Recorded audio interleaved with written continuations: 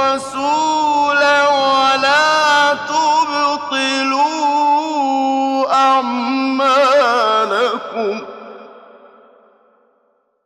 اعوذ باللہ من الشیطان الرجیم. بسم اللہ الرحمن الرحیم.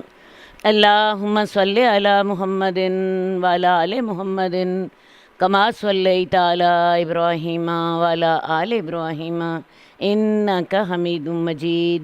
اللہم بارک علی محمد وعلی آل محمد کما بارکت علی ابراہیم وعلی آل ابراہیم انک حمید مجید.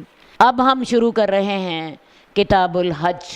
آپ نے دیکھا آپ کی کتاب بڑی ترتیب کے ساتھ چل رہی ہے. سب سے پہلے آپ نے کتاب الایمان پڑھا، اس کے بعد آپ نے کتاب الطہارہ پڑھی، اس کے بعد آپ نے کتاب الصلاۃ پڑھی جس میں نماز کے متعلق ہر قسم کے نفلی نمازیں، فرضی نمازیں، نمازوں کے اوقات، نمازوں کی قرات، ہر طرح کے مسائل تھے. اس کے بعد آپ نے کتاب الزکوٰۃ پڑھی. کتاب الزکوٰۃ میں فرضی صدقے، نفلی صدقے، ان کا ثواب، نہ دینے کا گناہ، سب کچھ آپ نے دیکھا. پھر ہم نے یہ پڑھا ہے کتاب الصوم، روزے جو ہیں، فرضی روزے کون سے ہیں، نفلی روزے کون سے ہیں، کن ایام میں روزے منع ہیں، روزوں کے آداب کیا ہیں، اعتکاف کیا ہے، اعتکاف کے آداب کیا ہیں، یہ سارا کچھ ہم نے پڑھا. اب ہم پڑھے ہیں کتاب الحج. کتاب الحج پڑھنے کے بعد پھر انشاءاللہ ہم پڑھیں گے کتاب النکاح. یہ ہیں سب فرائض. فرائض سے کیا مراد ہوتی ہے؟ جو اللہ کے حقوق ہیں. اللہ کے حقوق کے بعد پھر جو بندوں کے معاملات ہیں وہ شروع ہو جائیں گے. اور کتاب الحج کے بعد انشاءاللہ ہمارا جو پہلا باب ہوگا وہ ہوگا کتاب النکاح، جس میں نکاح کے مسائل ہوں گے. اور اس کے بعد پھر اسی طرح دوسرے زندگی کے مسائل آتے چلے جائیں گے. یہ کتاب، یہ اللؤلؤ والمرجان ایسی حدیث کی کتاب ہے جس میں زندگی کے تمام احکامات جو ہیں ان کے بارے میں آپ تفصیل سے پڑھیں گے. تمام احکام، کسی بھی قسم کا کوئی مسئلہ ہے انہوں نے اس کو چھوڑا نہیں ہے. یہ اس کتاب کی سب سے بڑی خوبصورتی ہے. اور اس سے بھی بڑی خوبصورتی یہ ہے کہ اس میں کون سی احادیث ہیں متفق علیہ، جن پر بخاری اور مسلم دونوں متفق ہیں. The most authentic book in the world. تمام دنیا میں اس سے زیادہ مستند کتاب کوئی اور نہیں ہے، جامع کتاب کوئی اور نہیں ہے، کیونکہ اس میں زندگی کے تمام مسائل جو ہیں وہ زیر بحث آئے ہیں. تو آئیے جی اب ہم کتاب الحج شروع کرتے ہیں. حج کا لغوی معنی ہوتا ہے ارادہ کرنا. ارادہ کرنا، کس چیز کا ارادہ کرنا؟ اللہ کے گھر کی زیارت کا ارادہ کرنا. حدیث نمبر 731. عبداللہ بن عمر کہتے ہیں کہ ایک آدمی نے کہا اللہ کے رسول، احرام پہننے والا کپڑوں میں سے کیا پہنے؟ آپ نے رسول اللہ صلی اللہ علیہ وسلم نے فرمایا کہ احرام پہننے والا نہ تو قمیص پہنے اور نہ ہی پاجامہ پہنے، نہ شلوار پہنے، نہ وہ رین کوٹ پہنے. رین کوٹ سے کیا مراد ہے؟ یہ جو بارش والا کوٹ ہوتا ہے، اوپر ٹوپی ہوتی ہے اور نیچے تک ہوتا ہے. اور نہ ہی موزے پہنے. مگر کوئی آدمی جو کہ جوتیاں نہیں پاتا تو وہ موزے پہن سکتا ہے، لیکن ان کو ٹخنوں سے نیچے کاٹ لے. اور تم کپڑوں میں سے کوئی ایسی چیز بھی نہیں پہنو گے جس کو زعفران یا ورس میں رنگا گیا ہو. بہت سے مسائل آ گئے اس حدیث میں. آپ کو پتہ ہے جو شخص حج کرے گا وہ احرام پہنے گا. اور احرام کے ساتھ کیا کیا پابندیاں لازم آتی ہیں، اور احرام جو ہے وہ کیسا لباس ہے. تو سب سے پہلی بات اللہ کے رسول نے کیا بتائی کہ جو احرام پہننے والا ہے وہ قمیص نہیں پہن سکتا، شلوار بھی نہیں پہن سکتا، کوٹ بھی نہیں پہن سکتا.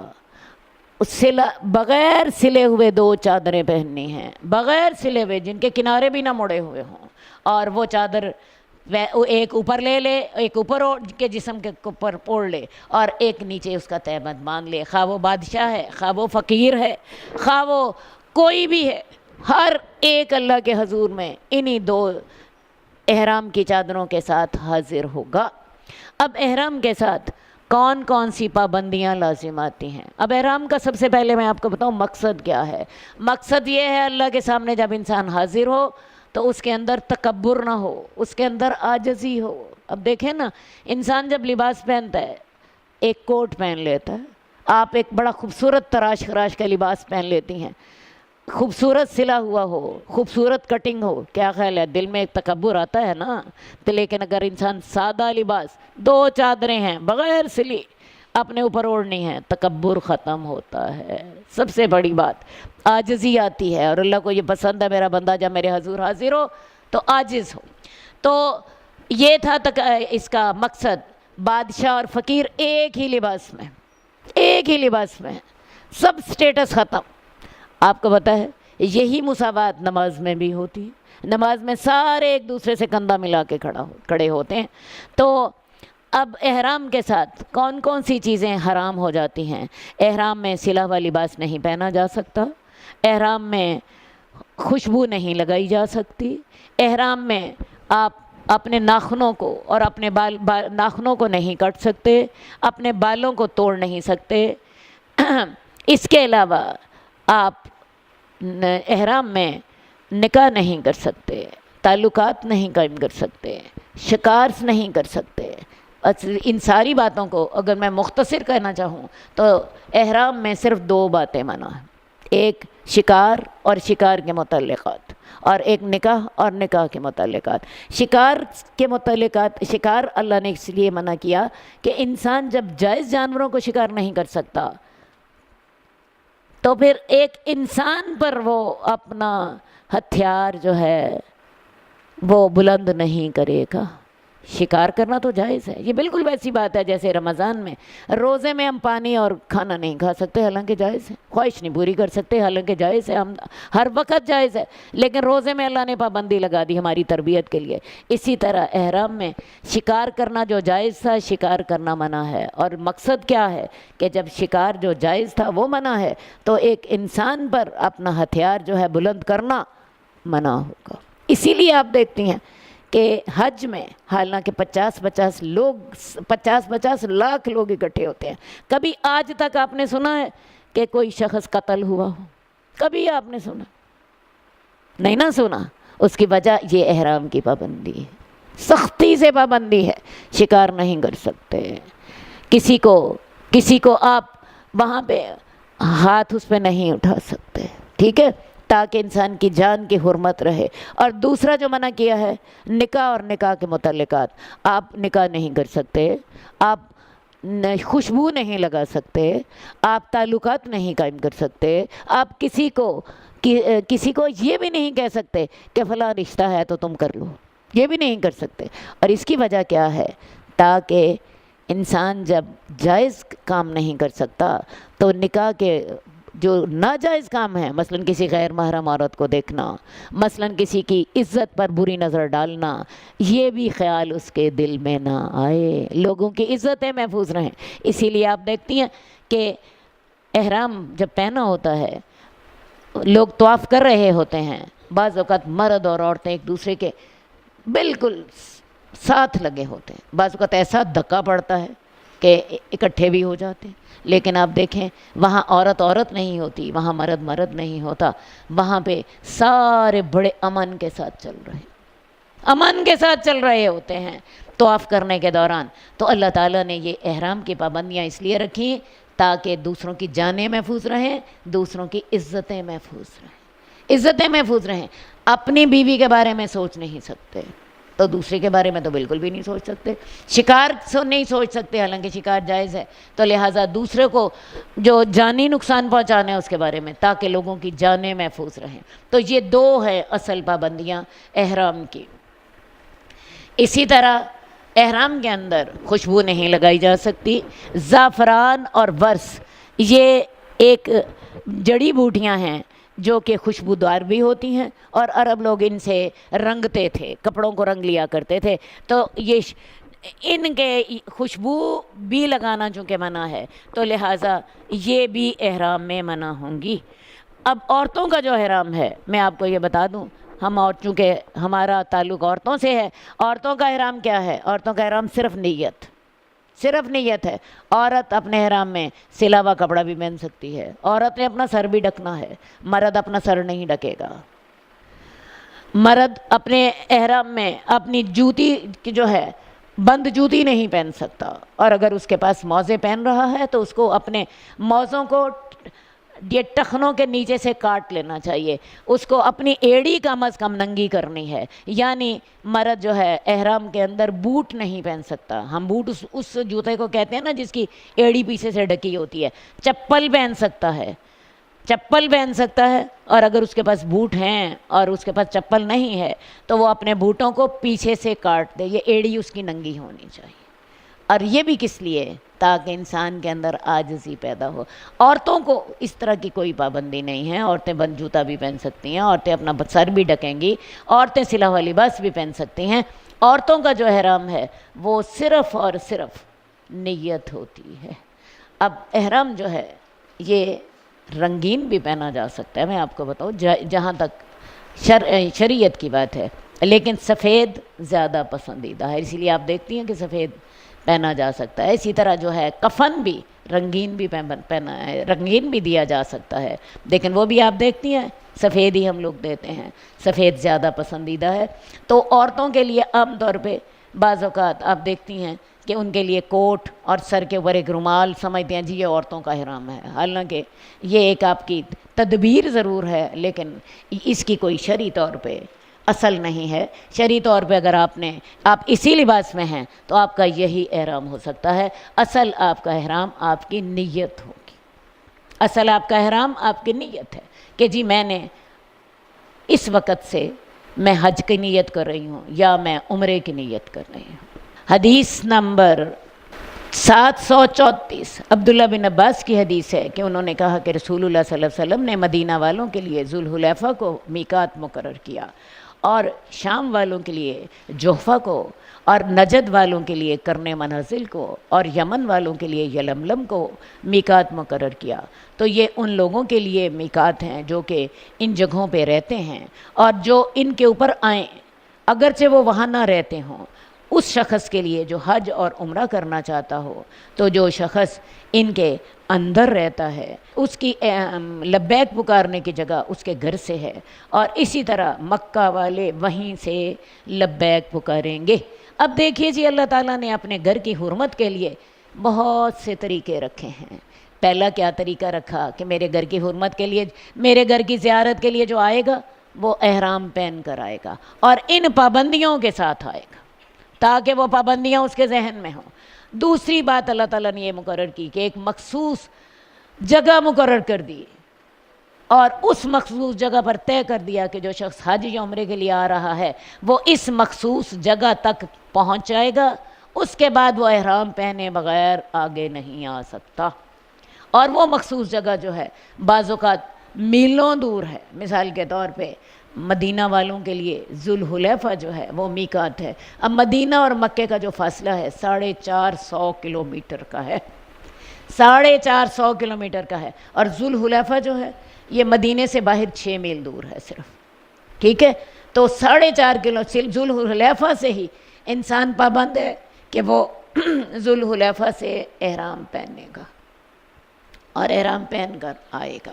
تو میقات وہ جگہیں ہیں جو رسول اللہ صلی اللہ علیہ وسلم نے اللہ کے حکم سے مقرر کی. یہ تمام چاروں طرف کے لیے علیحدہ ہیں. ہم پاکستان والے لوگ جو ہیں ہمارے لیے جو میقات ہے یلملم ہے، جو ہم یمن کی طرف سے جاتے ہیں ہمارے لیے یلملم ہے، اور جو نجد والے ہیں ان کے لیے کرن منازل میقات ہے. شام والوں کے لیے جو شمال سے آ رہے ہیں، ہم لوگ جنوب سے جا رہے ہوتے ہیں، یعنی ہم پاکستانی لوگ، ہمارے لیے جنوب والے لوگوں کے لیے یلملم میقات ہے، اور شمال والے لوگوں کے لیے، شام والے لوگوں کے لیے جوفہ میقات ہے، اور مدینہ والوں کے لیے ذوالحلیفہ میقات ہے. اور یہ ان لوگوں کے لیے میقات ہے جو ان پر آئیں. اب اللہ تعالیٰ نے ایک اصول رکھا ہے کہ کوئی شخص بھی سیدھا ڈائریکٹ بیت اللہ نہیں آئے گا. وہ ان 4 جگہوں پر، وہ جس طرف رہتا ہے ان 4 جگہوں پر پہلے آئے گا، اور ان 4 جگہوں پر جن کو میقات کا نام دیا گیا ہے یہاں سے وہ احرام باندھے گا، حج یا عمرے کی نیت کرے گا، لبیک پکارے گا، اور اس کے بعد وہ آگے آئے گا. اور یہ آگے آنا بڑی دور دور تک بھی ہے. جیسے میں نے آپ کو بتایا کہ مدینے والوں کے لیے جو میقات ہے 450 کلومیٹر دور سے ہی شروع ہو جاتی، اتنی دور سے. اب جو لوگ امریکہ سے آ رہے ہیں پاکستان والے لوگ جیسے مثال میں نے آپ کو دی کہ ہم جنوب سے آتے ہیں، ہمیں کون سی میقات ہے؟ یلملم، ہم یمن کی سائڈ سے آتے ہیں، ہمارے لیے ہم ایسا نہیں کر سکتے کہ سیدھے بیت اللہ چلے جائیں، ہمیں پہلے یلملم پہ آنا ہے اور یلملم پہ آ کے یہاں پہ ہم نے احرام باندھنا ہے، اور احرام باندھ کے یہاں سے ہم نے لبیک پکارنی ہے، تب ہم نے حج کرنے کے لیے جانا ہے۔ بات میری سمجھ آ گئی؟ اب ایک تو یہ بات ہو گئی میقات کی، دوسری بات یہ ہے کہ اب میقات کے اندر جو ممالک ہیں، جیسے میں نے آپ کو بتایا کہ مدینے سے 450 کلومیٹر مکہ دور ہے، جو اندر والے لوگ ہیں ان سب کی میقات کہاں پہ ہوگی؟ اپنا گھر، اپنے گھر سے جہاں یہ رہتے ہیں، یہ میقات کے اندر رہ رہے ہیں، یہ اپنے گھر سے احرام باندھیں گے، ٹھیک ہے؟ اور مکے والے یہاں کے جو مکے کے اندر رہتے ہیں وہ اپنے گھر سے ہی احرام باندھیں گے۔ وہ حج کے لیے انہوں نے احرام باندھنا ہے تو وہ اپنے گھر سے احرام باندھ لیں۔ اب میقات پر جب ہم جاتے ہیں تو میقات پر جب ہم حج کی نیت کرتے ہیں تو ہمارے لیے 2-3 باتیں لازمی ہوتی ہیں۔ سب سے پہلی بات، میقات پہ مرد ہے تو احرام پہنے، عورت ہے تو میں نے بتایا اس کا لباس ہی اس کا احرام ہوگا، ٹھیک ہے؟ دوسری بات، میقات پر آپ نے نیت کرنی ہے، اور یہ نیت آپ نے بول کر کرنی ہے۔ کیسے کرنی ہے؟ میں یہ حج کر رہی ہوں، میں یہ حج کا احرام باندھ رہی ہوں یا عمرے کا احرام باندھ رہی ہوں۔ اگر تو آپ حج کا احرام باندھ رہی ہیں تو تب بھی نیت اپنی کریں، اور اگر آپ عمرے کا باندھ رہی ہیں تب بھی کلیئر کریں۔ تیسری بات، آپ نے یہ بھی کلیئر کرنا ہے کہ یہ میرا فرضی حج ہے یا یہ میرا نفلی حج ہے، اور یہ میں اگر نفلی حج ہے تو آیا میں اپنی والدہ کے لیے کر رہی ہوں، اپنے والد کے لیے کر رہی ہوں، یا میں اپنی ذات کے لیے کر رہی ہوں۔ بات سمجھ آئی؟ زندگی میں ایک بار حج فرض ہے، پہلی دفعہ، بس، جتنا مرضی کوئی مالدار ہو۔ اس کے بعد جو حج ہوگا وہ نفلی ہوگا۔ تو میقات پر آپ کو طے کرنا ہے، پہلی بات احرام، نمبر 2 نیت، حج ہے عمرہ ہے، تیسری بات اپنی طرف سے ہے، والدہ کی طرف سے ہے، والد کی طرف سے ہے، ساس کی طرف سے ہے، بھائی کی طرف سے ہے، جو آپ نے نیت کی ہے، اور چوتھی بات آپ نے پھر جب نیت کر لی اس کے بعد، اور یہ نیت آپ نے بول کر کرنی ہے، ارید حجن، یا یہ کہیں لبیک حجن یا لبیک عمرتن، اللہ میں حج کی لبیک پکار رہی ہوں یا میں عمرے کی لبیک پکار رہی ہوں۔ آپ کو عربی نہیں آتی، کلیئرلی اپنے دل میں نیت کریں، اللہ یہ حج میں اپنی طرف سے کر رہی ہوں، یا میں اپنی ماں کی طرف سے کر رہی ہوں، باپ کی طرف سے کر رہی ہوں، یہ آپ نے میقات پر کرنا ہے۔ تیسری بات، آپ نے جب یہ نیت کر لی، نیت کرنے کے بعد اب اگلا کام آپ نے کیا کرنا ہے؟ اب آپ نے لبیک پکارنی ہے، لبیک اللہم لبیک لبیک لا شریک لک لبیک ان الحمد والنعمت لک والملک لا شریک لک، یہ لبیک آپ نے پکارنی ہے، اور یہ لبیک آپ نے پکارتے ہی جانا ہے جہاں تک کہ آپ بیت اللہ پہنچ جاتی ہیں، ٹھیک ہے جی؟ تو اگر عمرہ ہے تو اس کے لیے بھی آپ نے لبیک پکارتے جانا ہے، حج ہے تب بھی لبیک پکارتے جانا ہے، اور عورتیں لبیک آہستہ پکاریں، مرد لبیک اونچی آواز سے پکاریں۔ اور یہ جو 3-4 کام آپ نے کیے ہیں، آپ میقات پہ پہنچے ہیں، نمبر 1، نمبر 2 آپ نے نیت کی ہے، نمبر 3 آپ نے لبیک پکاری ہے، یہ ساری چیزیں جو ہیں یہ اس سارے کو مل کے نیت کہتے ہیں۔ اس نیت کے عمل میں 3-4 باتیں شامل ہیں، اور یہ سارے کام میقات پر ہوں گے۔ بعض لوگوں کو آپ نے دیکھا ہوگا کہ عورتیں جو ہیں وہ کرتی کیا ہیں، اپنے گھر سے ہی احرام پہن لیتی ہیں، یا مرد گھر سے ہی احرام پہن لیتے ہیں۔ میں نے آپ کو بتایا عورتوں کا جو احرام ہے وہ علیحدہ نہیں ہے، مردوں کا احرام ہے، مرد گھر سے ہی احرام پہن لیتے ہیں۔ گھر سے بھی احرام پہن لیں تب بھی احرام کے احکامات تب لاگو ہوں گے جب آپ میقات پہ پہنچیں گے، نیت کریں گے، لبیک پکاریں گے۔ بات میری سمجھ آ گئی؟ لبیک پکاریں گے، نیت کریں گے، تب احرام کی پابندیاں آپ پہ لاگو ہوں گی۔ اگر آپ نے پہلے بھی پہن لیا ہے تب بھی۔ دوسری بات ایک اور، احرام کے لیے غسل شرط نہیں ہے، کر لیں تو بڑی اچھی بات ہے، لیکن اگر نہ کریں تو غسل شرط نہیں ہے۔ اسی طرح 2 رکعت نماز بھی اس موقع پہ پڑھ لی جائے تو مستحب ہے، لیکن لازمی نہیں ہے۔ حدیث نمبر 736 عبداللہ بن عمر کی حدیث ہے کہ رسول اللہ صلی اللہ علیہ وسلم کی لبیک یہ تھی، لبیک اللہم لبیک لبیک لا شریک لک لبیک ان الحمد والنعمت لک والملک لا شریک لک۔ اب یہ لبیک کس وقت کہنی ہے؟ جس وقت آپ میقات پر ہیں، احرام پہن لیا ہے، نیت کر لی ہے، اس وقت سے لبیک پکارنی ہے، مرد اونچی آواز سے، عورتیں آہستہ آواز سے۔ ہاں جی، حدیث نمبر 739 حضرت عائشہ رضی اللہ تعالیٰ عنہ کی حدیث ہے، جو کہ رسول اللہ صلی اللہ علیہ وسلم کی بیوی تھیں۔ وہ کہتی ہیں کہ میں رسول اللہ صلی اللہ علیہ وسلم کو ان کے احرام کے لیے خوشبو لگایا کرتی تھی جب وہ احرام پہنا کرتے تھے، اور جب وہ احرام اتارتے اس سے قبل کہ وہ بیت اللہ کا طواف کرے تو میں انہیں تب بھی خوشبو لگایا کرتی تھی۔ ابھی میں نے آپ کو بتایا کہ احرام میں خوشبو لگانی تو منع ہے، لیکن حضرت عائشہ کہتی ہیں کہ میں اللہ کے رسول کو احرام کے لیے خوشبو لگایا کرتی تھی۔ اب یہ خوشبو لگانے کا طریقہ کیا ہوتا تھا میں آپ کو وہ بتا دیتی ہوں، اور آپ کو ایک اور بھی بات بتاؤں، اللہ کے رسول نے اپنی ساری زندگی میں ایک ہی حج کیا ہے جس کا نام حجۃ الوداع ہے۔ یہ رسول اللہ صلی اللہ علیہ وسلم نے 10 ہجری میں کیا ہے، اپنی زندگی سے، اپنی وفات سے تقریباً 3 ماہ قبل۔ ٹھیک ہے جی، ایک ہی آپ نے حج کیا اپنی زندگی میں، وہ آپ کا پہلا بھی تھا اور آپ کا آخری بھی تھا، اسی لیے اس کو حجۃ الوداع کہتے ہیں۔ تو اللہ کے رسول صلی اللہ علیہ وآلہ وسلم نے حضرت عائشہ نے آپ کو خوشبو لگائی، اللہ کے رسول اپنی ازواج کے پاس گئے، رات گزاری، صبح غسل کیا، اور غسل کرنے کے بعد خوشبو کا اثر جو تھا کیا خیال ہے ختم ہو گیا، اب کچھ اثر ابھی باقی تھا، اس کے ساتھ ہی آپ نے احرام پہنا۔ یہ ہے خوشبو لگانے کا طریقہ، ورنہ احرام کے اندر خوشبو منع ہے۔ وہ پہلی خوشبو تھی جو رات کو لگائی تھی، رات کو اللہ کے رسول اپنی ازواج کے پاس گئے، کیونکہ آگے سے لمبا عرصہ تھا جس میں احرام پہننا تھا، اور احرام کے اندر تعلقات کی اجازت قطعاً نہیں ہے، خوشبو لگانے کی اجازت ہی نہیں۔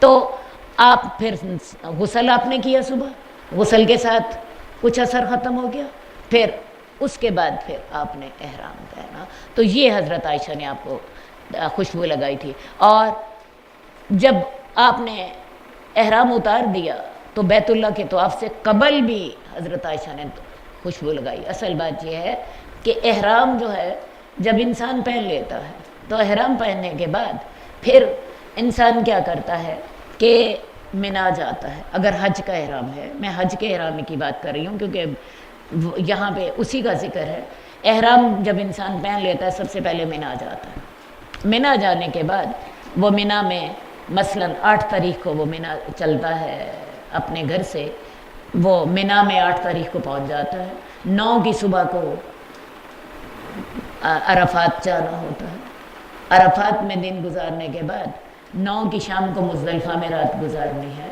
مزدلفہ میں رات گزار کے 10 کی صبح کو پھر منا میں آنا ہے، اور منا میں آنے کے بعد سب سے پہلا کام کیا ہوگا؟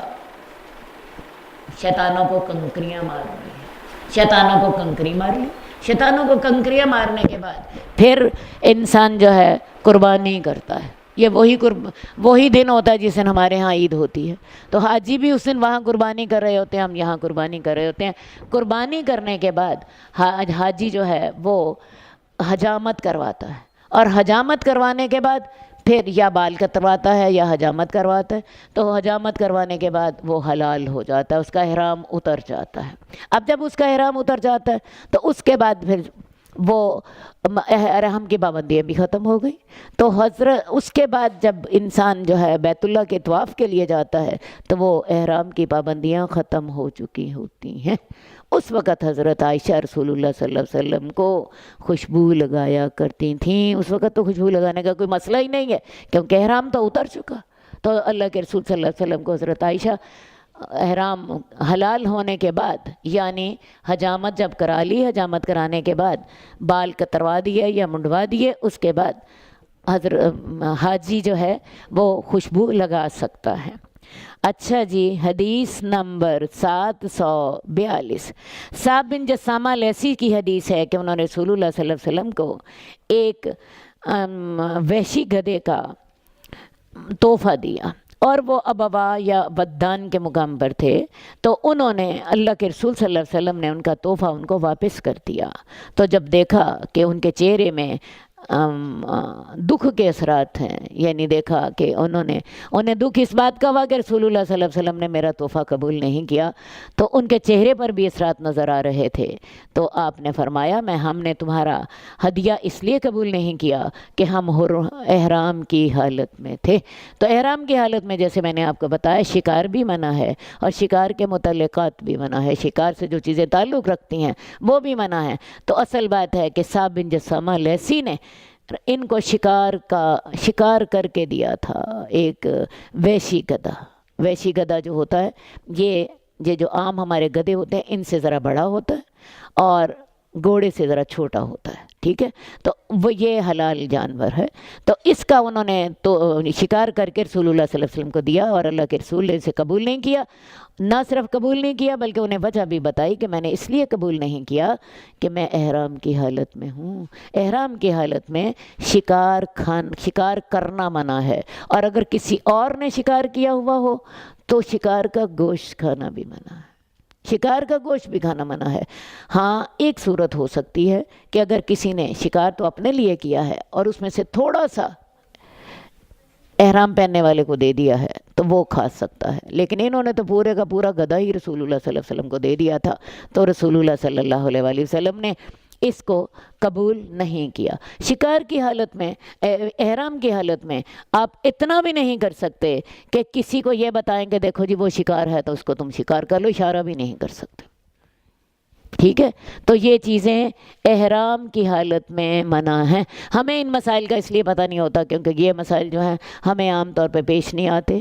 باقی جو نکاح اور نکاح کے متعلقات ہیں، خوشبو نہیں لگانی، ایسا شیمپو استعمال نہیں کرنا جس سے خوشبو آ رہی ہو، ایسا صابن استعمال نہیں کرنا جس سے خوشبو آ رہی ہو، یہ پابندیاں چونکہ ہم کرتے رہتے ہیں اس لیے عام طور پہ ہمیں ان پابندیوں کا پتہ ہوتا ہے۔ ایک بات اور جو میں آپ کو بتا دوں، رات ہی کو مجھے فون آیا، بلکہ آج صبح ہی مجھے کسی کا فون آیا، حائضہ عورت ہے۔ اب وہ عورت جو ہے وہ جانا چاہتی ہے عمرے پر، تو کیا کرے؟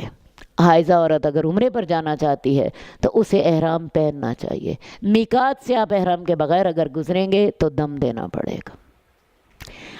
حائضہ عورت جو ہے حج کے لیے جا رہی ہے یا عمرے کے لیے جا رہی ہے، حیض کی حالت میں ہے، حیض کی حالت میں احرام پہنے، احرام کی نیت کر لے۔ عورت کے لیے تو میں نے آپ کو بتایا احرام ہے ہی نہیں ہے، عورت کے لیے تو نیت ہی ہے، نیت کر لے، اور نیت کرنے کے بعد وہ جائے اپنے مکہ میں پہنچ جائے، اور مکہ میں پہنچ کے جس جگہ پہ وہ ٹھہری ہوئی ہے، ہوٹل میں ٹھہری ہوئی ہے یا کسی گھر میں ٹھہری ہوئی، وہاں ٹھہرے، وہاں انتظار کرے، جب پاک ہو جائے تو نرم ہاتھوں سے اپنا جو ہے غسل کرے، جس میں خوشبودار صابن نہ ہو اور خوشبودار شیمپو نہ ہو، اور نہا کے تو وہ جا کے پہلے بیت اللہ کا طواف کرے اور پھر عمرہ کرے، اور عمرہ کرنے کے بعد وہ بال کٹے اور پھر وہ اس کا احرام پھر اتر جائے گا۔ بعض اوقات ایسا بھی ہوتا ہے کہ احرام انسان نے پہنا ہوتا ہے اور احرام پہن کے اسے کئی دن بھی لگ جاتے ہیں۔ میرے ساتھ ایک دفعہ ایسا ہوا، ہم لوگ جو تھے پاکستان سے گئے عمرہ کرنے کے لیے، راستے میں ہماری فلائٹ لیٹ ہو گئی، ہمیں کافی دیر ہوائی اڈے پر تقریباً 10 گھنٹے ہمیں انتظار کرنا پڑا۔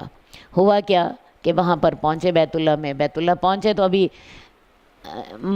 نماز ہی پڑھی تھی، تو نماز کے عشاء کی نماز پڑھی تھی، تو ابھی وطر پڑھ رہی تھی میں، تو وطر میں ہی مجھے محسوس ہوا کہ مجھے منسز آ گئے ہیں۔ حالانکہ میرا خیال یہ تھا کہ مجھے 2 یا 3 دن ٹھہر کر آئیں گے، شاید وہ مشقت کی وجہ سے جو ہم پورا دن ہوائی اڈے پر بیٹھے رہے، شاید اس کی وجہ سے پہلے آ گئے، یا اللہ کو جیسے منظور تھا۔ اب یہ ہے کہ میں اسی وقت ہی بیت اللہ سے باہر آ گئی، بڑا روئی، اللہ تعالیٰ تو یہاں بلا کے بھی تو یہ میرے ساتھ ایسے ہو گیا ہے۔ خیر جی 8 دن پورے اپنے گھر میں رہی، ہاں، اور احرام میں ہی رہی، کیونکہ احرام تو ابھی پہنا ہوا تھا، کیا ہی نہیں تھا عمرہ۔ اب 8 دنوں کے بعد میرے ساتھ اللہ نے کرم نوازی یہ کی کہ میرے بھائی وہاں رہتے تھے، میرے بھائی مجھے لے گئے اپنے گھر، میں ان کے گھر 8 دن رہی، اور اس کے بعد پھر میں نے غسل کیا، اور غسل کر کے تو رات 12 بجے میں نے جا کے تو عمرہ کیا، اور عمرہ کرنے کے بعد میرا احرام اترا۔ لیکن ایک بات آپ کو مزے کی بتا دوں، اتنے دن چونکہ کنگھی نہیں کی، آپ کو پتہ ہے احرام میں بال بھی نہ ٹوٹے، کنگھی نہیں کی، ہوا کیا کہ جب احرام سے عمرہ کر کے واپس آئی تو راستے میں ہی جوؤں والی کنگھی خرید کے لائی، اور پہلے اپنی بیٹھ کے جوئیں نکالنی، کیونکہ اتنی دیر تک کنگھی نہ کرنے سے سر جو تھا بھرا پڑا تھا، جو کنگھی کی اپنی جوئیں ماری، اور کیوں احرام کے اندر انسان آپ کو پتہ نہ بال ٹوٹے نہ انسان جو مار سکتا ہے، تو وہ میں نے اپنی کنگھی لی اور گھر آ کے پہلے کنگھی کی، اس کے بعد پھر رات کو سوئی۔ بہرحال ایسی صورت میں آپ کو اپنے پاک ہونے کا انتظار کرنا ہے، پاک ہونے کے بعد نرم ہاتھوں سے غسل کریں، اور پھر اپنا طواف کریں، سعی کریں، اور اس کے بعد اپنے بال کاٹیں، اور بال کاٹنے کے بعد آپ کا احرام جو ہے وہ اتر جائے گا۔ حدیث نمبر 746 حضرت عائشہ کی حدیث ہے کہ رسول اللہ صلی اللہ علیہ وآلہ وسلم نے فرمایا، 5 جانور ایسے ہیں جن میں سے تمام جو ہیں وہ تکلیف دینے والے ہیں، اور ان کو حرم میں بھی ہلاک کر دیا جائے۔ کوا، چوہیا اور بچھو، چیل اور پاگل کتا، یہ 5 جانور جو ہیں حرم کے اندر بھی مارنے جائز ہیں۔ کون کون سے؟ دوبارہ دیکھ لیجئے۔ ویسے تو احرام کی حالت میں جو مارنا بھی ناجائز ہے، بال توڑنا بھی ناجائز ہے، لیکن یہ 5 جانور چونکہ تکلیف دینے والے جانور ہیں، لہٰذا ان کو حرم کے اندر بھی، بیت اللہ کے اندر بھی ہوں تب بھی مارنا جائز ہے۔ اور یہ 5 جانور کون کون سے ہیں؟ پہاڑی کوا۔ پہاڑی کوا جو ہوتا ہے یہ آ کے ایسی چونچ مارتا ہے، بعض اوقات گوشت اچک کے لے جاتا ہے، ٹھیک ہے۔ اسی طرح چیل بھی آپ کو پتہ ہے جپٹ لیتی ہے، اور چیل بھی انسان کو نقصان پہنچانے والی ہے۔ چوہا اور بچھو اور کاٹنے والا کتا، یہ 5 جانور جو ہیں ان کو اگر بیت اللہ کے اندر احرام کی حالت میں بھی قتل کر دیا جائے تو جائز ہے۔ شریعت نے ہمارے لیے آسانیاں رکھی ہیں، پابندیاں لگائی ہیں، لیکن جہاں کہیں کوئی واقعی ضرورت ہے وہاں پہ اللہ کی طرف سے اجازت آ جاتی ہے۔ تو یہ 5 جانور دوبارہ دیکھیے، پہاڑی کوا، چیل، چوہا، بچھو اور کاٹنے والا کتا، ان 5 کو احرام کی حالت میں بھی مارا جا سکتا ہے، حرم کے اندر مارا جا سکتا ہے، بیت اللہ کے اندر آپ کو مل جائے، وہاں پر بھی ان کو اگر مارا جائے تو گناہ نہیں ہے۔ حدیث نمبر 750 کعب بن عجرہ کی حدیث ہے۔ عبداللہ بن معقل کہتے ہیں کہ میں کعب بن عجرہ کے پاس اس مسجد میں بیٹھا تھا، یعنی کوفہ کی مسجد میں، تو میں نے ان سے اس آیت کے بارے میں پوچھا، فدیۃ من صیام، روزے کا فدیہ دینا ہے۔ یہ اصل میں سورہ بقرہ میں حج کے مسائل ہیں، وہاں پر یہ آیت آتی ہے۔ تو انہوں نے کہا بات یوں ہے کہ مجھے رسول اللہ صلی اللہ علیہ وسلم کے پاس اٹھا کر لایا گیا، اور جوئیں میرے چہرے کے اوپر گر رہی تھیں، یعنی میرے سر میں اتنی جوئیں تھیں کہ میرے چہرے کے اوپر گر رہی تھیں۔ اللہ کے رسول نے فرمایا، میرا یہ خیال نہیں تھا کہ تمہیں اس قدر تکلیف ہے، کیا تو ایک بکری پاتا ہے؟ میں نے کہا یا رسول اللہ میں ایک بکری کی حیثیت نہیں ہے۔ آپ نے فرمایا پھر 3 روزے رکھ لو، یا 6 مسکینوں کو کھانا کھلا دو، ہر مسکین کے لیے کھانے کا آدھا سا ہونا چاہیے، اور اپنے سر کو مڈوا دو۔ تو یہ آیت جو تھی میرے لیے خاص طور پر اتری تھی، اور یہ تمہارے لیے عام طور پر ہے۔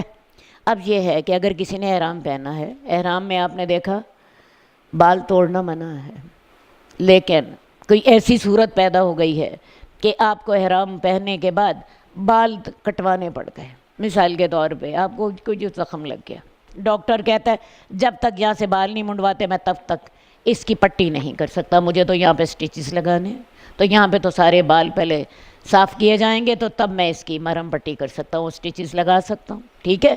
ایسی صورت میں پھر انسان نے احرام پہنا ہوا ہے تو وہ کرے کیا کہ ایک بکری اللہ کے راستے میں فدیہ دے دے اور اپنے بال منڈوا لے۔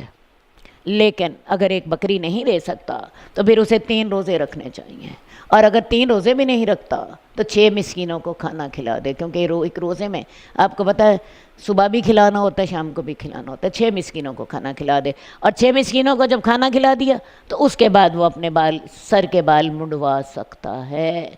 اب احرام کھلنے سے قبل دوبارہ میری بات سن لے، احرام پہن لیا، احرام کے بعد آپ اپنے بال نہیں منڈوا سکتے، اپنے بال آپ کا بال ٹوٹے گا، منع ہوگا۔ ایک بات اور آپ کو بتاؤں، بال توڑنا منع ہے، اگر خود بخود ٹوٹ جائے تو منع نہیں ہے۔ مثال کے طور پہ آپ نے سر اپنا منسی سے ہی آپ پاک ہونے کے لیے آپ اپنا سر دھو رہی تھیں، اس میں کچھ آپ کے بال ٹوٹ گئے، آپ نے نہیں توڑے، آپ نے بڑے نرم ہاتھوں سے شیمپو کیا تھا لیکن کچھ ٹوٹ گئے، منع، یہ گناہ نہیں ہے، لیکن خود توڑنا یہ منع ہے، خود توڑنا منع ہے۔ اب یہ ہے کہ ان کے بال جو ہے ڈاکٹر نے کہہ دیا جب تک بال نہیں کٹیں گے تب تک تمہاری پٹی نہیں ہو سکتی۔ ایسی صورت میں کیا کرنا چاہیے؟ ایک بکری دم دے دیں، یا اگر بکری کی طاقت نہیں ہے 3 روزے رکھ لیں، 3 روزے نہیں رکھ سکتے 6 مسکینوں کو کھانا کھلا دیں تو آپ اپنا بال منڈوا سکتے ہیں۔ کعب بن عجرہ کے سر پہ اتنی زیادہ جوئیں تھیں، اللہ کے رسول نے ان کو حکم دیا کہ تم ایسا کرو کہ ان میں سے کچھ بھی کر لو، اور اس کے بعد سر منڈوانے کا حکم دیا، نہ بال رہیں گے نہ جوئیں رہیں گی، صحیح ہے۔ اور ان کی اس تکلیف کو ختم کیا کیونکہ ان کی جوئیں بے شمار چہرے کے اوپر گرتی چلی آ رہی تھیں، تو ایسی حالت میں آپ سر منڈوا سکتے ہیں کسی مجبوری کی حالت میں۔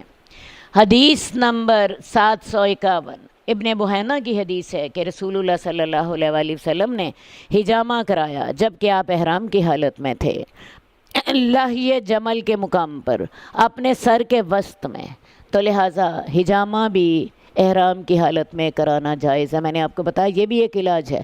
حجامے میں کیا کرتے ہیں، کچھ جسم میں کٹ لگا دیتے ہیں، اور کٹ لگا کے اس کے بعد اس میں جو زائد خون ہوتا ہے وہ نکال دیتے ہیں، تو لہٰذا احرام کی حالت میں اللہ کے رسول نے حجامہ بھی کرایا ہے، یہ بھی جائز ہے کیونکہ یہ ایک علاج ہے۔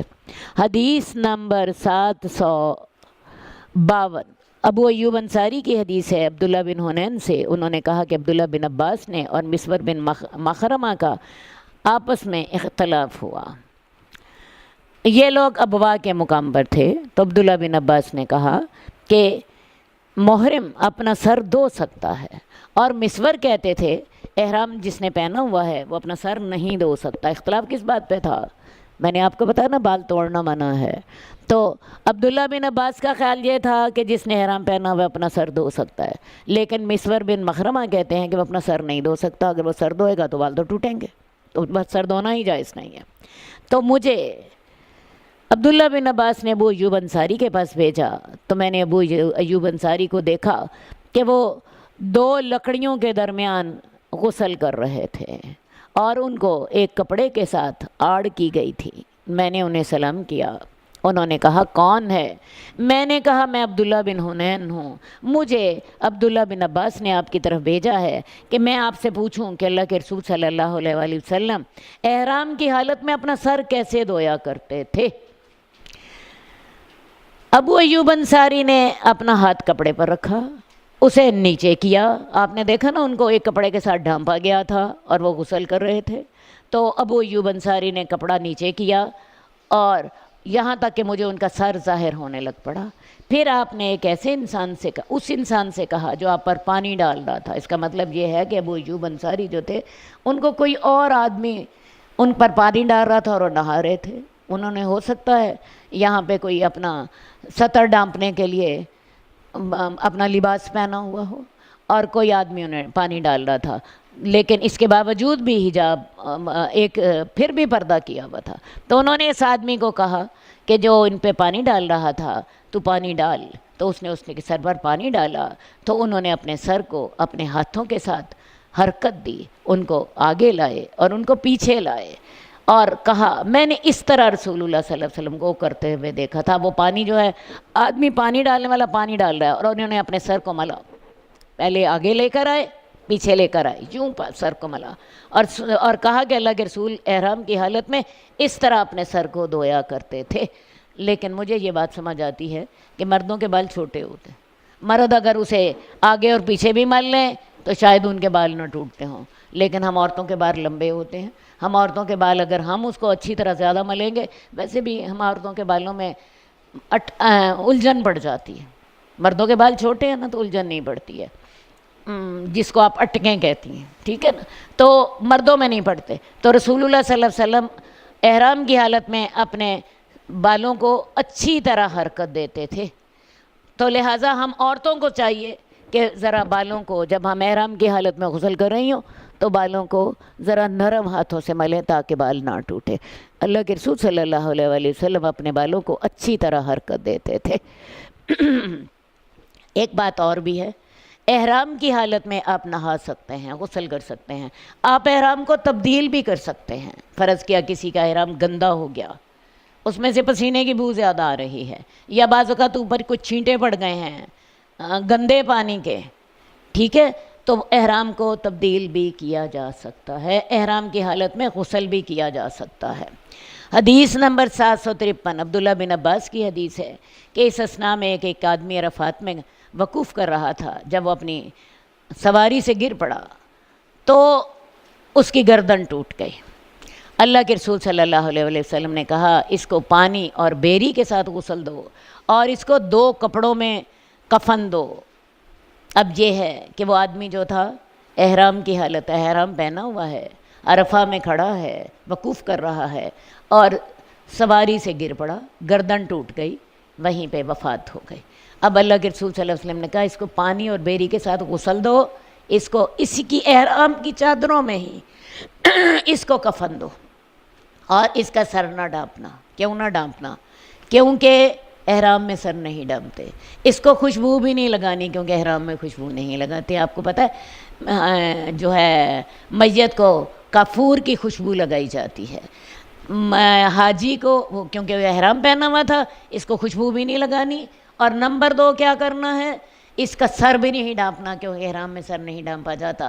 اس کو اس کے احرام ہی کی 2 چادروں میں ہی اس کو کفن دے دو اور یہ قیامت والے دن اٹھے گا ملبیاً لبیک پکارتا ہوا. یہ قیامت والے دن اٹھے گا لبیک اللہم لبیک لبیک لا شریک لک لبیک ان الحمد والنعمت لک کے ترانے گا رہا ہوگا سارے دنیا کے سامنے.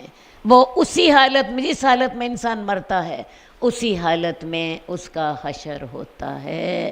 تو یہ شخص چونکہ عرفات میں وقوف کر رہا تھا, اس وقت احرام پہنے ہوئے تھا, عین حج کے دوران فوت ہوا, تو قیامت والے دن جب اٹھے گا لبیک پکارتا ہوگا. اسی طرح میں آپ کو بتاؤں جو شہید ہوگا قیامت والے دن وہ اٹھے گا, اس کے زخموں سے خون بہہ رہا ہوگا, بالکل فریش خون, اور رنگ خون کا ہوگا اور خوشبو مشک کی خوشبو آ رہی ہوگی اس خون سے, اور ساری دنیا کو پتہ چلے گا یہ وہ شخص ہے جس نے اللہ کی خاطر جان دی تھی. اسی طرح ایک شخص جو ہے وہ سجدے کی حالت میں فوت ہوا, قیامت والے دن وہ اٹھے گا اور وہ سجدہ کر رہا ہوگا اللہ کو.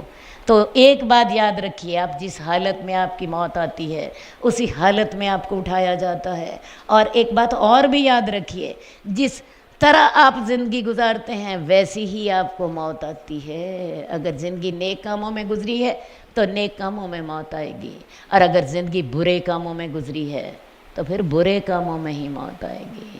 ٹھیک ہے, حدیث کے الفاظ ہیں تحشرون کما تموتون, تمہارا حشر ویسے ہی ہوگا جیسے تمہاری موت ہوتی ہے. وتموتون کما تحیون, تمہاری موت ویسی ہوگی جیسے زندگی گزارتے ہو. لہٰذا زندگی نیکیوں میں گزارو, زندگی اچھے کاموں میں گزارو, اللہ کی فرما برداریوں میں گزارو تاکہ ہمارا خاتمہ بالخیر ہو.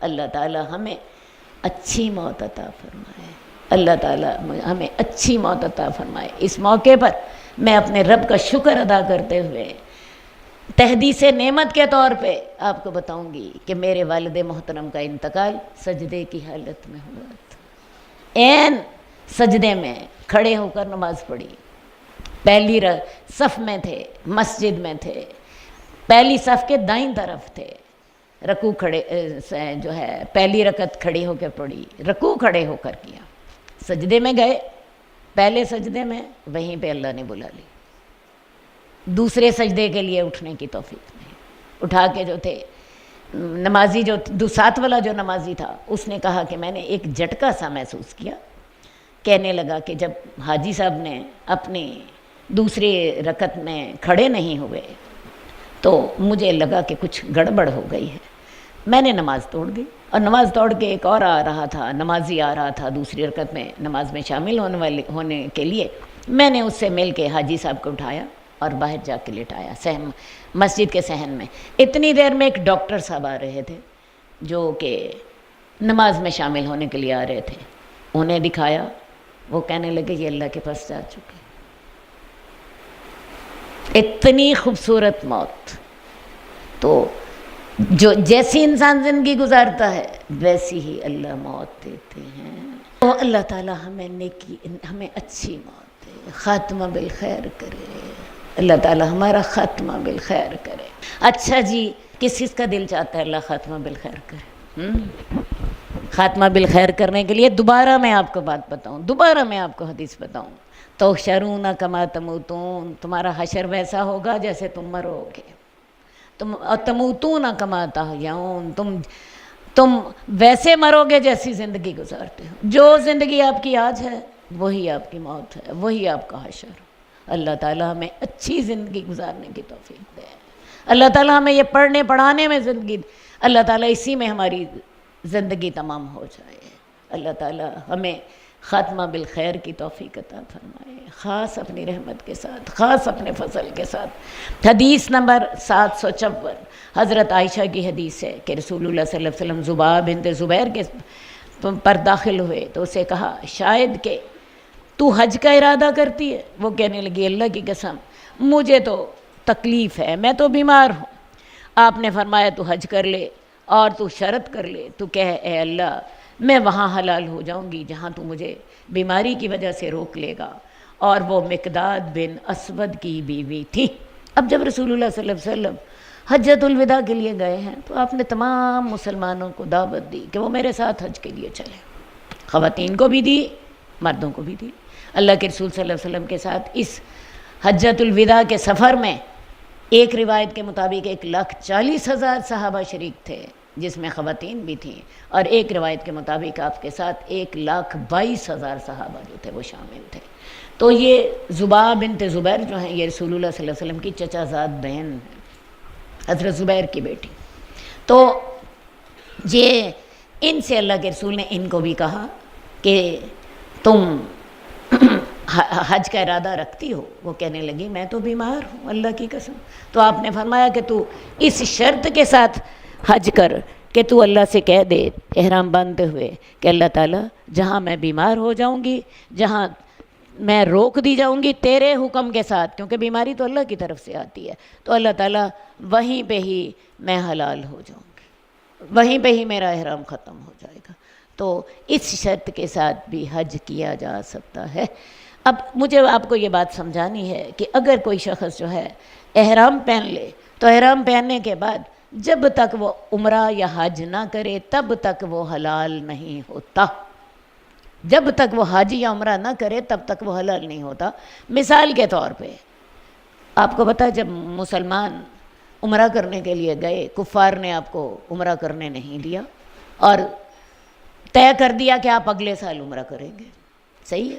تو پھر ایسی صورت میں کیا کیا جائے جب عمرہ نہ کر سکے، یا بعض اوقات ایسا ہوتا ہے آپ بیمار ہو جاتے، آپ حج کر ہی نہیں پاتے، یا بعض اوقات ٹریفک اتنی زیادہ ہوتی ہے، یہ بھی کئی دفعہ مسئلہ ہو جاتا ہے، 8-8 9-9 گھنٹے آپ ٹریفک میں پھنسے رہتے ہو اور آپ نہیں حج کر پاتے، کوئی بھی ایسی صورت ہو، تو پھر طریقہ یہ ہے کہ اگر انسان احرام پہنا ہوا ہے وہ ایسا کرے، ایک قربانی کرے، اور یہ قربانی جو ہے یہ بیت اللہ کی حدود میں ہونی چاہیے، اور بیت اللہ کی حدود میں قربانی کرے، اور اس قربانی کے بعد وہ حلال ہوگا اور اپنا احرام کھول سکے گا۔ رسول اللہ صلی اللہ علیہ وسلم نے صلح حدیبیہ کے موقع پر بھی آپ کو پتہ صحابہ نے قربانیاں کی تھیں، اور قربانیاں کرنے کے بعد ان کا احرام کھلا تھا اور پھر آپ واپس آئے تھے، ورنہ احرام کی شرائط باقی رہتی ہیں۔